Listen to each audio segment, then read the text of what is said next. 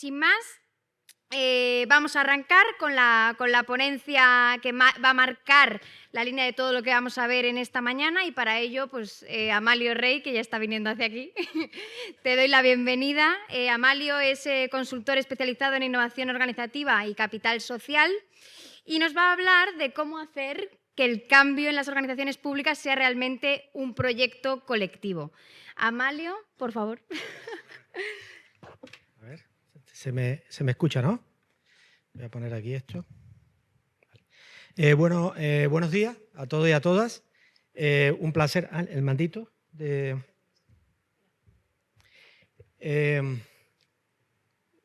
Un placer estar aquí con vosotras y vosotras. No había participado en los foros anteriores, con los cuales me siento muy honrado que se me haya invitado a este.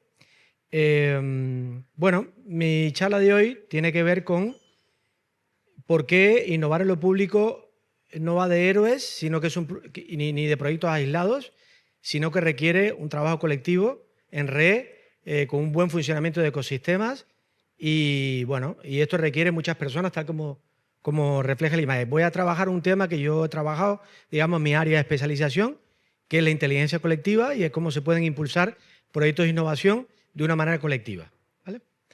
En primer lugar, quiero agradecer entidades promotoras que han tenido una presencia importante en el recorrido. Yo estoy, desde el principio que se inició esta estrategia de promoción de innovación, he estado entrando, saliendo, pero ya contaré que he estado muy al tanto de todos los avances que ha habido y sé que ha habido organizaciones que han tenido un peso importante, evidentemente liderado toda esta iniciativa por la Dirección General de Modernización y Calidad de los Servicios Públicos.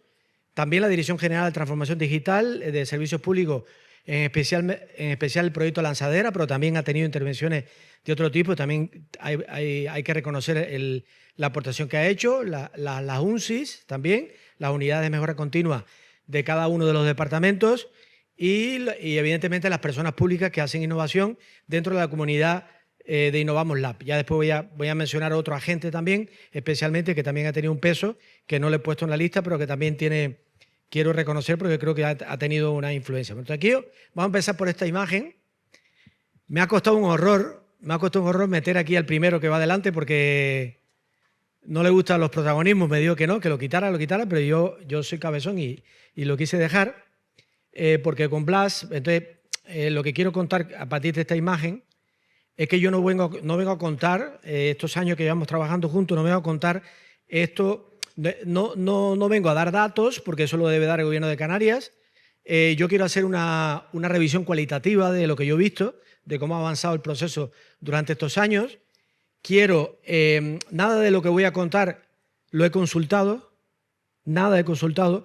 Lo único que he hecho, como yo sabía que Blas era muy sensible con el protagonismo, le enseñé la diapo de la foto, me dijo que la quitara, al final conseguí dejarla, pero cuando tenemos a Blas aquí delante, aparte que yo quiero honrar el trabajo enorme que ha hecho Blas en todo este proceso, Blas está ahí, pero está todo el equipo. O sea, he puesto una persona y yo me he puesto segundo aquí detrás, que evidentemente podría estar más atrás en la fila, pero aquí también está Juana, por ejemplo, que ha tenido un peso, la directora general. Ahí está Arístides, de Transformación Digital. Ahí está Loli Artalejo, que ahora no se ha retirado, pero que también... O sea, hay todo un equipo de personas representadas en la figura de él. O sea, mi opinión es totalmente personal y es una mirada complementaria. Me pareció que era interesante que contara mi experiencia desde el punto de vista personal y no desde el punto de vista institucional. O sea, es mucho más rico que hacerlo así, ¿no? Entonces, empecemos por hablar de ecosistemas y de inteligencia colectiva. ¿Qué es inteligencia colectiva? Inteligencia colectiva no es ni más ni menos que la inteligencia que surge de trabajar juntos un grupo de personas. Es una inteligencia que trasciende la inteligencia individual. ¿Qué quiere decir? Que nos juntamos 20, 15 personas con un conocimiento que traíamos de antes y cuando salimos con un conocimiento nuevo que conseguimos aflorar gracias a las sinergias de haber trabajado juntos. Entonces, inteligencia colectiva, cuando un equipo o un grupo grande se pone a diagnosticar, a crear proyectos, a resolver retos colectivos. Y eso ha sido todo lo que hemos estado haciendo en estos años en este proyecto. Entonces, un ecosistema de innovación tiene estas cuatro tareas. Estos son los 4 grandes objetivos. El primer objetivo es visibilizar. O sea, que visibilizar el talento, que la gente, como digo yo, entre a la habitación donde se va a construir esa relación, ¿no? Y es una especie de iceberg. Esta sería la metáfora que yo suelo utilizar. Aquí hay muchísimo talento potencialmente innovador en Canarias que está sumergido, que está debajo del agua, que no conocemos. Yo suelo utilizar una frase un poquito provocadora para decir que a veces en los congresos, en los eventos, no es en este caso porque se ha hecho mucho esfuerzo para que no ocurra así, vemos lo que llamamos un poco coloquialmente los sospechosos habituales, ¿no? Que son siempre las mismas personas que van a todos los sitios, presentando los mismos proyectos de siempre. Hemos querido siempre, en el espíritu de este proyecto, levantar el iceberg. Levantarlo.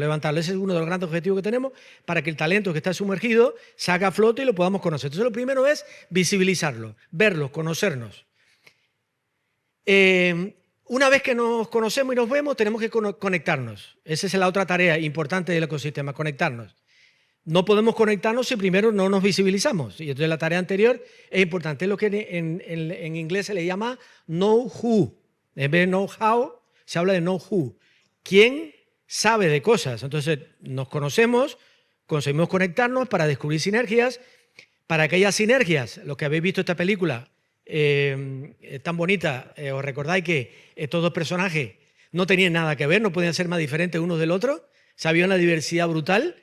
Pero aquello funcionaba porque la afinidad básicamente se basa en muchos elementos, pero hay dos principales. Uno, una química afectiva, que es muy importante, pero también un propósito compartido. Estos dos señores pues tenían muchas ganas de vivir la vida, de vivirla, y ese fue el propósito que permitió que una diversidad tan grande cupiera en esa relación, ¿no? Entonces, es un poco lo que tenemos que conseguir con los equipos para que haya sinergia. Después, sembrar. Hay que sembrar activos yo le llamo activos de colaboración. Hoy en día, cuando vayan al café o hoy y mañana, pues seguramente vamos a conocernos, pero muy probablemente 8 o 9 de los contactos que hagamos no van a fructificar hoy. Van a ser activos, por eso me gusta utilizar el término, que van a generar beneficios en el futuro. Ahora estamos sembrando para que en el futuro puedan producir cosas interesantes. Incluso a lo mejor hoy estamos recogiendo el fruto de un foro de hace 3 años, que es cuando se sembraron los activos. Y por último, inspirar. Aquí ponemos inspirar, pero podríamos poner aprender experiencia. Aquí vamos a escuchar el caso, por ejemplo, del Ayuntamiento de Rosario, vamos a escuchar otros proyectos que a lo mejor no nos gustan y nos los llevamos a nuestra organización en el futuro, ¿vale? Entonces, tiene que haber dos tipos de espacios para que esto funcione. Estoy hablando de diseño de ecosistema, ¿vale? Antes de entrar en detalle de lo que hemos hecho aquí, ¿no? Porque siempre hay que hacer un poquito de formación y de transmisión de conocimiento en esta charla, ¿no? Tiene que haber dos espacios que son muy diferentes. Hay un espacio, que es el de siembra, que fíjense que es un espacio más lento, más abierto, más grande, donde se generan serendipias, donde la gente se junta a conversar. No hay un objetivo concreto, no lo hay. Hay una siembra de activos de colaboración. Pero después hay otro que es más operativo, más accionable. O sea, no podemos quedarnos con los espacios de contacto, tiene que haber después una cosa que solemos llamar equipos de innovación, donde ya nos ponemos en plan task force a los proyectos que han aflorado en los primeros espacios que son más lentos, ahora le metemos velocidad. Entonces, fíjense que son dos dispositivos muy distintos. Uno en el que se siembran posibilidades y otro en el que las posibilidades se llevan y se implantan a la realidad. Esos dos dispositivos tienen que funcionar. Y todo eso nos ha llevado a esta famosa diapositiva, donde está toda la comunidad Innovamos Lab, con todos sus dispositivos. Fíjense qué cosa más compleja y qué cosa más bonita. O sea, hay un montón de piezas que forman un rompecabezas que se han ido construyendo poco a poco. Además, tengo que decir que esta estrategia se ha llevado a pie de puntilla. Faltan algunas cositas que ya lo contaré. Entonces vamos a hacer ahora el repaso de lo que hemos hecho estos años. Insisto, es mi lectura personal, que nadie se enfade si yo hago un comentario porque no es institucional, es mi experiencia personal como profesional. Primero, nuestro espíritu, yo siempre utilizo este modelo, que al que no lo conozca que le puede servirle porque es muy elegante, porque es muy sencillo. Yo le llamo el modelo de los 3 verbos, que sirve para diagnosticar cualquier cosa. Puedes diagnosticar todo lo que tú quieras, sobre todo procesos de gestión del cambio. Querer, saber y poder. Entonces, cuando hemos trabajado este proyecto de ecosistema, hemos estado pensando, primero, la gente tiene que innovar, queremos que la gente innove. La primera es, la gente quiere innovar. La gente, cuando hablamos de querer, estamos hablando de actitud con C, de ganas de hacerlo, ¿no? Después, la gente sabe innovar. Esto sería actitud con P. Sabe innovar. Puede ser que la gente quiera, pero no sepa hacerlo, ¿vale? Y tercero, la gente quiere y sabe, pero a lo mejor no puede. No puede porque el diseño organizativo no le facilita las cosas. Entonces, hay que, como digo aquí abajo, hay que entender bien dónde está el problema, porque si el problema está en el saber, damos formación. Si el problema está en el querer, hacemos sensibilización. Y si el problema está en el poder, hay que rediseñar organizativamente. Entonces, según dónde está el problema, así diagnosticamos. ¿Y por qué cuesta innovar? Pues cuesta innovar por muchas razones, pero en muchos casos hemos visto que la gente percibe que innovar da mucho más trabajo, produce mucho más trabajo, eso es un problema, es un trabajo añadido al que tú nuevamente tienes que hacer, que lleva bastante, y la clave de la solución está, como comento aquí, coste-beneficio. Hay que reducir los costes de innovar, las barreras a la entrada, la burocracia que hay alrededor de todo esto. Reducimos los costes y aumentamos los beneficios. Los beneficios sería visualizar mucho más los resultados y que la gente quede más contenta con lo que consigue, ¿no? Y ese es un poco el balance que tenemos que, ahí donde tenemos que intervenir. Claro, porque ya sabemos cómo funciona esto en el día a día. O sea, las innovaciones la innovación es lo importante. Las urgencias son las urgencias. Toda la urgencia se come lo importante, lo urgente se come lo importante. Y eso es lo que hace que nos cueste tanto. Por tanto, a veces hablamos de que la gente no quiere innovar cuando realmente la gente no puede. Hay que diferenciar muy bien cuando el problema está en que la gente no quiere, que es verdad que lo hay también, que no hay una cultura innovadora, pero también muchas veces la gente no innova porque no puede, porque las condiciones que se le dan para innovar, las urgencias, la precipitación, no hay agenda, no hay espacio, eso hace que también. Por eso yo digo que muchos de los que innovan aquí hoy, que traen proyectos, es porque se han robado tiempo de su tiempo libre. Lo han tenido que sacar de su tiempo libre. No ha sido agenda. Hay algunos proyectos que sí, y se ha notado un resultado mucho mejor, porque cuando se reserva tiempo en las agendas, esto va mucho mejor. Entonces voy a repasar en el tiempo que me queda. Lo estoy midiendo ahí, tengo el reloj aquí delante.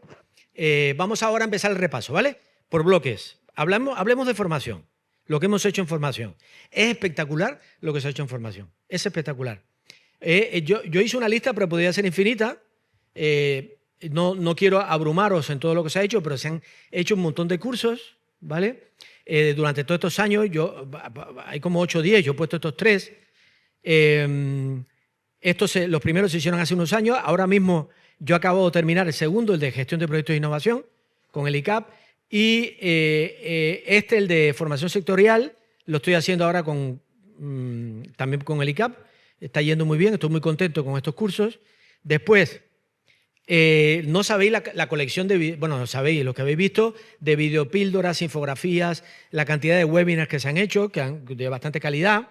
Por ejemplo, aquí tenéis una de las videopíldoras más populares que tenemos, la de las emociones que se viven, las multiemociones que se viven en los proyectos de innovación.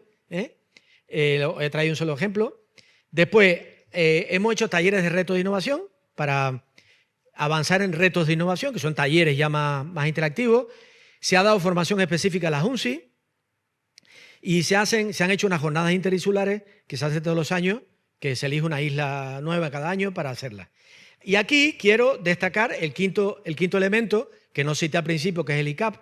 Yo estoy muy agradecido, sinceramente, yo personalmente, pero también todo el ecosistema, el trabajo que ha hecho el ICAP de acompañamiento. Y yo estoy convencido que esto no funciona si el ICAP no nos apoya y no nos ayuda. No hubiera funcionado con todo el apoyo que nos ha dado de formación y los que seguramente nos va a ayudar. Nos va a seguir ayudando porque he estado hablando con Gustavo ayer y Gustavo está a muerte con esto y el equipo del ICAP y creo que está muy, muy orgulloso de tener un acompañante, un compañero de viaje como el ICAP.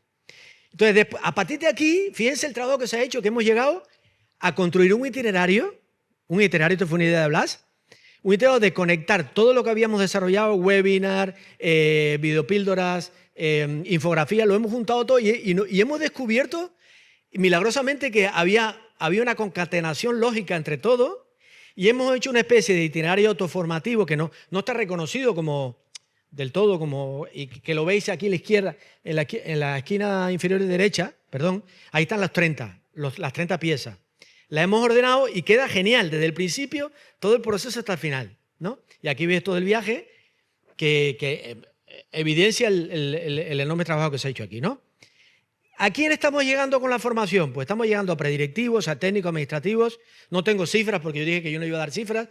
Sin embargo, tenemos aquí un tema que tenemos que mejorar, que somos conscientes todos, que yo no lo estoy planteando en narrativa de crítica porque yo he estado metido en esto. No hemos conseguido, como nos gustaría, llegar a los altos cargos y es evidente que eso es necesario, porque los altos cargos necesitan una formación diferente. Para mí, esta es una opinión personal, tiene que ser presencial. No puede ser por vídeo porque los altos cargos están muy ocupados y no van a estar concentrados. Tenemos que sacarlos de su cápsula y encerrarlos en un sitio para que estén aislados y puedan ponerse a pensar. De hecho, tendría que haber por lo menos uno en cada provincia, físicamente ir a ellos, no que ellos vengan a nosotros, tienen poco tiempo. Creo que aquí tenemos una asignatura pendiente, que mi opinión, que yo creo que hay que trabajar. Bueno, recogida de propuestas innovadoras, un segundo bloque. Aquí tenemos dos dispositivos. Uno, el buzón, esto está dentro del proyecto Lanzadera. El buzón, que es un proyecto, es un buzón express, muy rápido, que esto descubrimos que había que hacerlo después, porque vimos que la Lanzadera, que es el segundo, tenía un formulario muy largo para rellenar y la gente como que se asustaba tener que rellenar el formulario.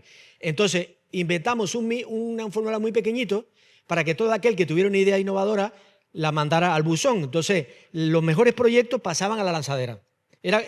Nosotros le llamamos una pre-lanzadera, ¿vale? Entonces, ahí eso es una oportunidad para el que no lo conozca, es un formulario muy pequeño que tiene 4 campos que se rellena y se envían propuestas. Entonces, las mejores propuestas pasan a la Lanzadera, que son proyectos más largos que tengan un mayor acompañamiento, ¿no? Entonces, tengo que decir, porque yo viajo mucho por España y tengo muchos proyectos de innovación pública, que la Lanzadera es un espacio público pionero en España. Pionero. Es el primero de este tipo que se ha creado. Yo no conozco todavía ninguno. Está muy bien diseñado. Nos ayudó el equipo de transformación digital. Está muy bien porque la gente puede valorar los proyectos que se suben ahí. Es una comunidad de proyectos de abajo arriba que yo invito a que se use más, que se utilice más. Y aquí tenemos cosas que mejorar. Hemos conseguido cosas muy importantes, pero también tenemos cosas que mejorar. Por ejemplo, ahora mismo estamos abiertos a recoger más propuestas. Ha bajado un poco el número de propuestas en los últimos 2 años, en parte porque nos falta difusión. Tenemos que hacer más difusión de nuevo. Tuvimos una época que hicimos mucha difusión, ahora la estamos haciendo menos. Nos interesa de nuevo recapturar más proyectos. Hay que decir que el equipo de modernización ahora está un poquito más reforzado. Nunca todo lo que seguramente nos gustaría, pero está más reforzado, por lo tanto se puede hacer un acompañamiento un poco mejor que antes. Antes era más difícil, básicamente por limitaciones de recursos. Sí que se ha hecho desde modernización, se ha comunicado la SUMSIS, los proyectos que se suben a la Lanzadera, que pueden tener interés para cada departamento, para que ellos se impliquen en esos proyectos. Eso se ha hecho de modernización y tenemos un reto pendiente de mejorar el acompañamiento de los mejores proyectos. Es un reto gordo que tenemos, que los proyectos mejores que se suben a la Lanzadera los podamos apoyar mejor. Y eso es un reto para que puedan despejar. Bueno, la comunidad. Hablemos un poquito de la comunidad.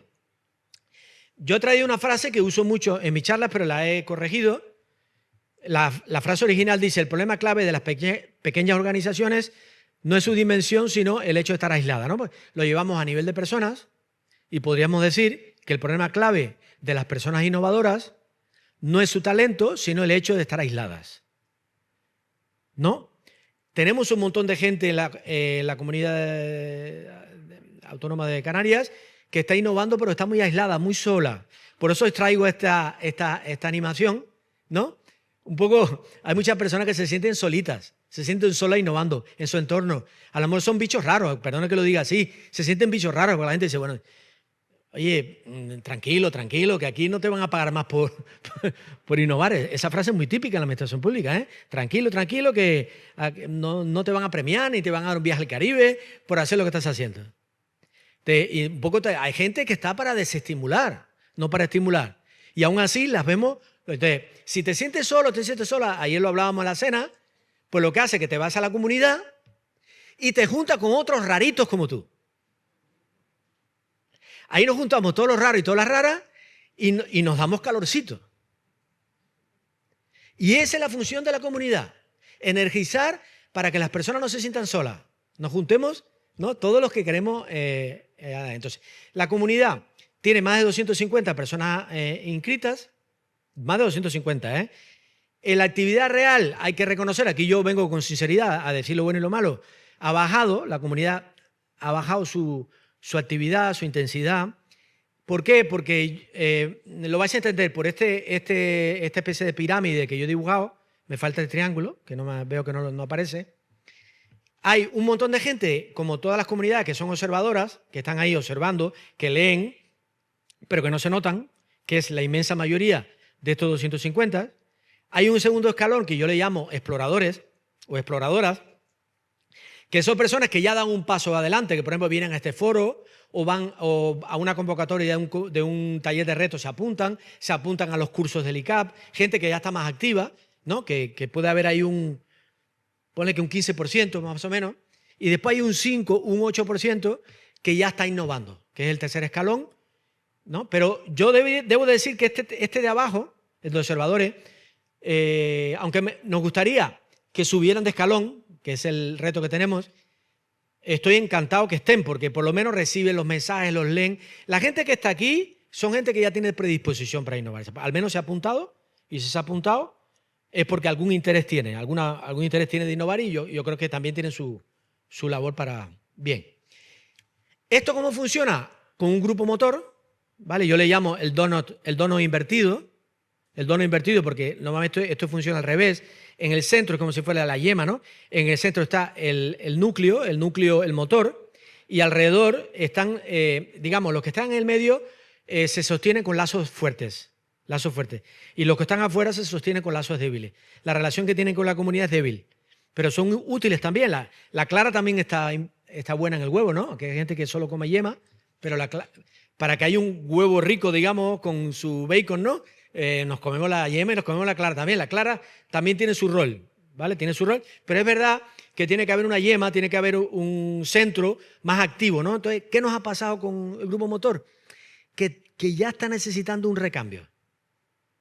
Ya, porque todos los modelos necesitan rejuvenecerse, ¿no?, renovarse. Entonces hay gente que un poco ya está cansada, se ha quemado de tanto trabajo, ya hemos dicho que aquí se busca tiempo extra, y entonces estamos invitando, o aprovecho para invitaros, a aquellos y aquellas que quieren integrarse a un nuevo grupo motor de la comunidad, que oye, que yo quiero, y podamos hacer un nuevo grupo motor. Los foros, este es otro grupo, los foros como los que estamos hoy aquí. Ya vamos por 4 foros, me he traído las fotos de la publicidad o de la promoción de los 4 foros que hemos hecho, incluido el de este año. Una de las cosas más interesantes que tienen los foros es su capacidad de escaparate para captar, yo le llamo mapear a iniciativas de innovación que no hubiéramos conocido si este foro no existiera. Este foro tiene un efecto llamada. Entonces la gente viene y dice, yo quiero contar lo mío. Y gracias a eso hemos podido ir mapeando. Hoy se citaba que creo que el viceconsejero, o no sé si fue Juana o el compañero de Rosario, 50 proyectos hemos captado, pero también hay otros, aparte de esos 50 que a lo mejor no se han presentado, pero que hemos descubierto gracias a los foros. Entonces este mapeo, el mapear proyectos, sigue siendo muy interesante como foro, ¿no? Y entonces a mí se me ocurre, yo lanzo este reto para los que tenéis poder en la consejería. La idea, parte del imaginario que tenemos, es que se creen foros inspirados en estos en cada una de las consejerías. O sea, no tiene que ser una actividad tan compleja o tan organizada, sino que cada consejería tuviera su foro especial, donde cada consejería presentara los proyectos innovadores de su consejería. Sería como el escalón previo, y de ahí saldrían, digamos, los que vendrían aquí al foro general. Entonces, invito a que se hagan foros, puede llamarse de otra manera, encuentros, donde dentro de la consejería los innovadores y las innovadoras puedan presentar sus proyectos. Me parece que esto sería muy interesante. Enfoque estratégico, ya me queda menos. Enfoque estratégico. A ver, cada departamento tiene planes estratégicos departamentales que se han ido diseñando, ¿vale? Vale, pero no hay, que yo sepa, en las consejerías planes de innovación concretamente del departamento. Quiere decir que está pendiente, desde mi punto de vista, que de los planes estratégicos se aterrice específicamente a qué se pueden convertir en planes de innovación. Y esos planes de innovación son una cosa que llamamos retos institucionales de innovación. A partir del plan de innovación, lo que hace el departamento es lanzar a su personal 3, 4, 5 retos concretos de innovación, que le llamamos retos institucionales. Hombre, esos retos institucionales son una atracción importante porque están muy apoyados por la institución, porque los jefes y las jefas del departamento son clientes que se comprometen a que lo que salga de ese proyecto se va a implantar. Esto ayudaría mucho y de ahí salen los equipos. Entonces, esto estratégicamente nos parece importante. Y en gobernanza, la buena noticia, en gobernanza de innovación, la buena noticia, de acuerdo a mi experiencia, el gobierno de Canarias es el único de España que tiene formalmente por ley una unidad que atiende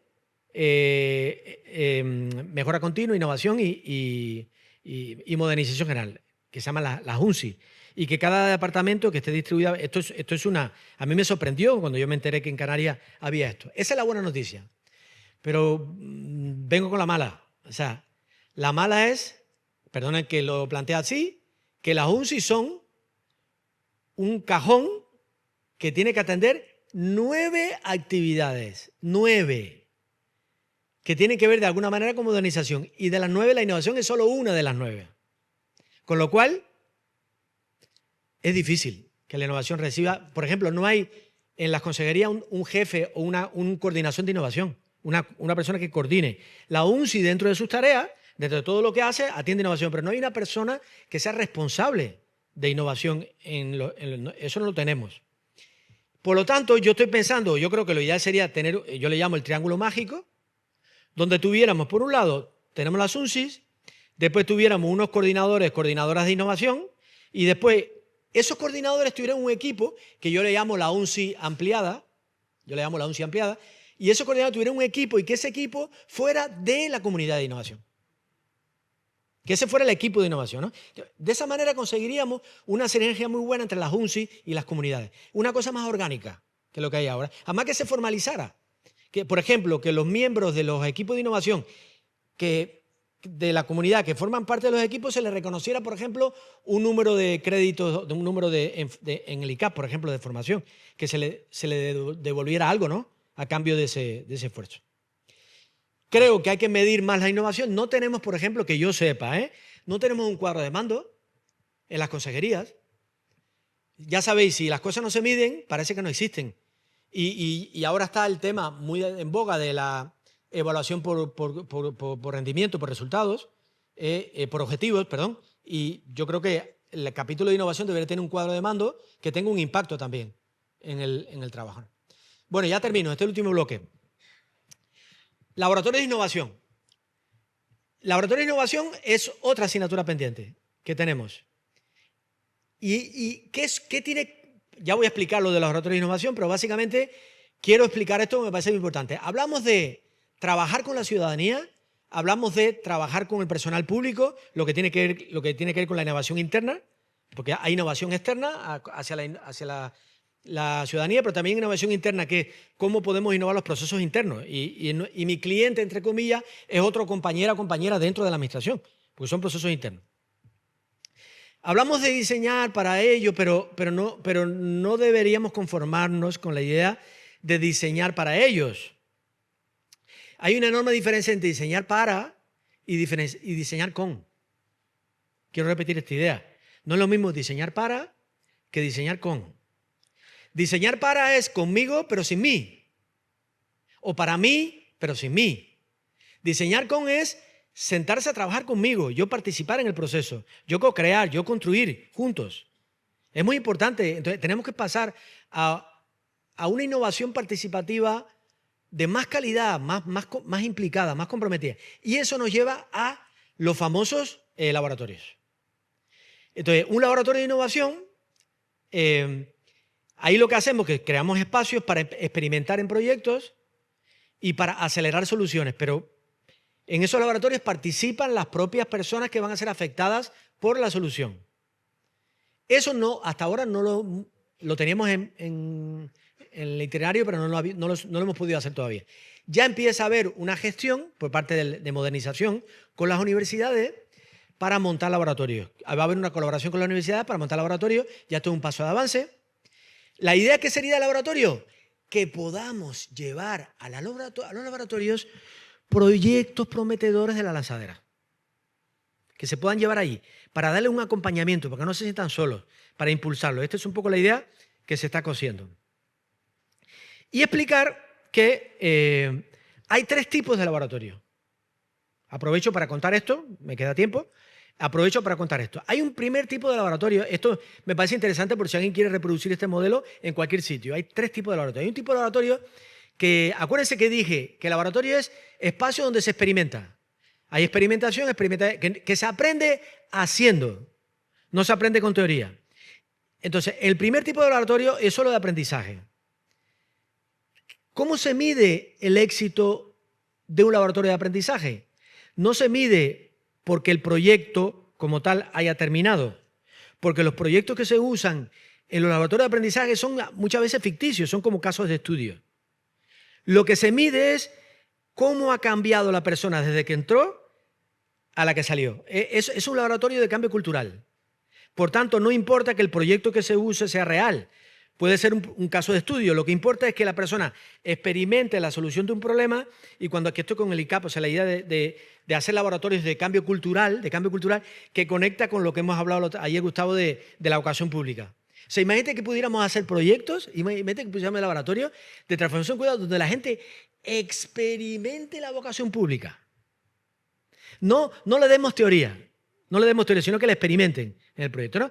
Entonces, fíjense, el proyecto que trabajen puede ser inventado. Lo que importa es que la persona cambie, desde que entró hasta que salió. El segundo no.